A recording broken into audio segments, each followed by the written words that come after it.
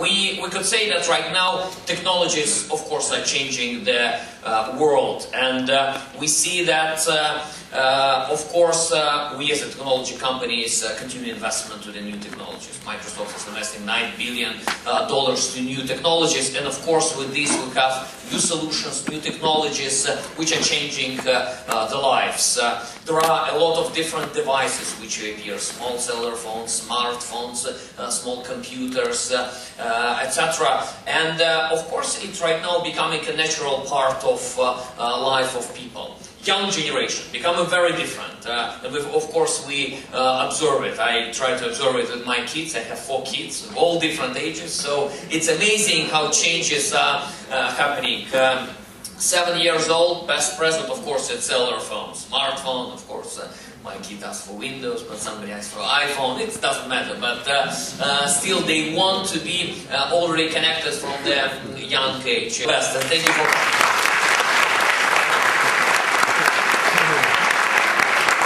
And of course, I hope that the forum will be very useful. First of all, you will be able to network and to talk and discuss important content. And also I'm pleased that here we will be able to provide you with some information about the situation in Russia. Like yourselves, to receive the training and skills you need in order to use IT to improve teaching and learning in your countries. That's what the program's about. And to help students gain access to dynamic, engaging and personalised digital curriculum. And as Nikolai touched on, there's a lot of digital curriculum out there. Some of that is not organised, some of it is perhaps not what we would want our youth looking at today. I think to be structured from an educational point of view and to be organised in terms of how we use digital curriculum is a very important factor to how we develop our educational processes in the future. And really to ensure the next generation of business and technology leaders in countries around the world are well equipped to compete effectively at national and at global levels. I want to take a few moments and just say thank you. It's absolutely wonderful for me to be here, to be able to celebrate your accomplishments, to look at the work that you've done in your classrooms, and to understand the impact that you're having on your students. It is truly inspiring for all of us at Microsoft. And I thank you. I thank you for letting us be part of the journey that you are on to transform education. As our announcer told you, I'm Lauren Woodman. I have the distinct pleasure of being the General Manager of Partners in Learning for several years now.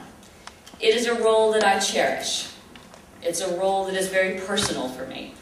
I am lucky to come from a long line of educators. I am lucky to come with a grandmother who was an English teacher, a grandfather who was a special education teacher, a younger brother who was a music aide, and this woman who perhaps had the most influence on me on my life, my mother. But that the real power in education, or the real power of technology in education, was in helping educators find new ways to connect to their students, to one another, to their communities, and to the future. At the beginning of my talk, I said that I believe that every child has the right to an excellent education, and that education depends on having an excellent teacher. I'm lucky to work for a company that shares that belief and works to see that idea realized.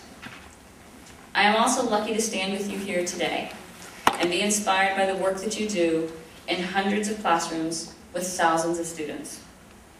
And as you continue down your path to lead change and inspire others, we look forward to supporting your efforts and helping you transform education. In the end, we are all partners in learning, and I thank you for the partnership. Good luck this week. This is about celebration of teachers. It's about you to collaborate, to start communicate, to promote the best practices that you bring along with you, and to establish a strong worldwide community. We actually have really great examples of teachers who met at these forums and who have continued working together.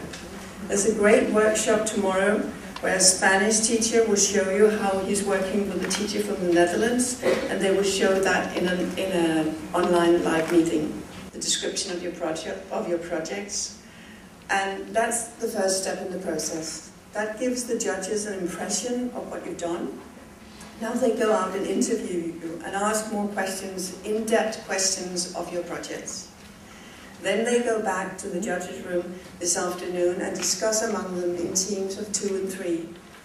So I was reflecting on the availability of devices and on the phone, on the slate, on the multi-point server that you all can see at the workshops and the exhibition, on the cloud computing, on the availability of access device and information. And for me, the availability of device is very exciting as a beginning of the journey. But without the teachers, without mentors, without guides, those devices are just devices. So I still believe that my mother, who is a teacher, has one of the most important jobs in the world, because my father, who is a doctor, has also a very important job in the world. So I really respect and congratulate you for what you're doing as a teacher and as a school leader. Вот все эти пророчества Леонардо, все они сбылись. А какие пророчества предшествовали появлению того, что я мог бы назвать вслед за человеком, которого считаю своим учителем, Львом Семеновичем Выгодским, известным психологом и культурологом XX века, разум обществе. Whenever life is sort of treating me badly, I say, yes, that's a place to go. And I don't want to brag or anything, but I happen to have 100% positive feedback. It just cheers me up. I suppose it's what we meant by formative assessment. It made me happy and then it made me sad, because I thought, how come once I bought one object on eBay, I'd receive more feedback and assessment than I had in 14 years formal education. That just seems flat out wrong. We seem to live in a world where shopping is more important than learning. And you fight a wonderful rearguard action to say, no, the powerful tools of our time must be taken and used for the most important job, which is building such rationality and structure as we can for future generations, as I think Jerome Bruner said. And you say, hey students, I've just had an idea. I know we're meant to be doing the Earth's crust today, but why don't we do this instead? Smuggle a bit of fun back, and if you're not happy with the challenge you get, you have to go on a finger swiping course. And suddenly we've got a corpus of lots of different ways of showing what you know. And that seems to be where some of the gold is buried in terms of being able to take that further. Or volcano formation sung in the style of Bohemian Rhapsody, and ways in which we can use that. Everybody in the room looks too young to remember the band of Spirit Master. It was a spirit duplicator. If you had a difficult class, you'd do one in 2 colours, so they'd smell. And then you'd say, put your head on the table and have a little rest. Ваши желания находились в состоянии постоянного изумления от ваших возможностей. Это во-первых. Что касается темы моего выступления, я выбрал, может быть, не самую веселую тему. Она звучит приблизительно так. Образовательная политика, социальные традиции и технологические инновации. А начать я хочу с читанного в юности романа знаменитого польского фантаста Станислава Лема, который называется «Голос неба». Те, кто читал роман, возможно, помнят, что во время, похожее на наше, земляне получили некое сообщение из космоса в виде... Continuing their school track down on the second floor at 10:30. Then we have the closing keynote, which is two teachers from one of our mentor schools in Sweden that are going to talk about their journey of innovation in learning. Then we have lunch, and then you're supposed to wrap up your exhibition, meaning pull it all down. And the first buses will be leaving at 2:30 for those who want to quickly get back to the hotel and spend some time in town.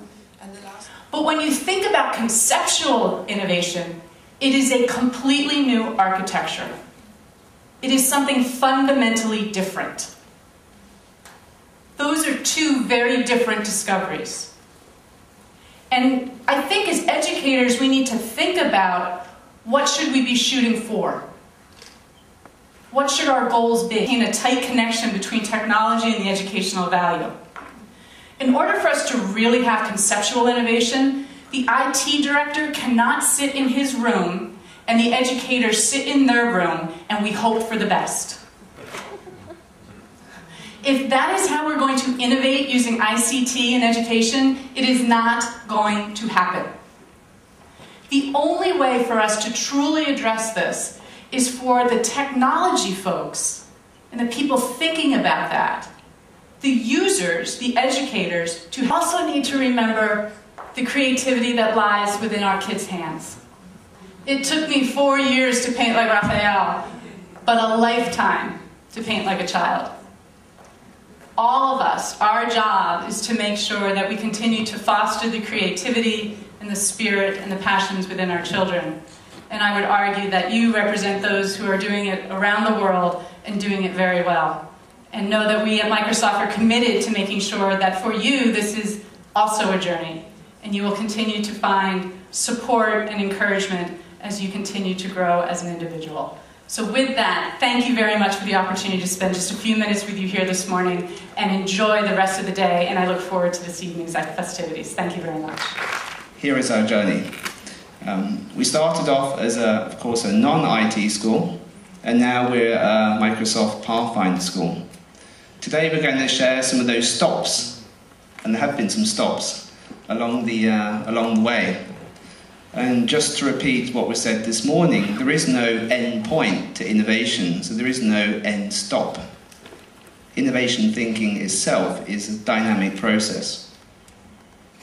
Just the point of this is that we have a management also in the school who actually values knowledge building. If a teacher is passionate about their subject, then they should be allowed to go on to further education. By doing that, the teacher pushes that passion into the classroom, and by doing that, they're enthusiastic, the kids catch up on that, and creativity happens.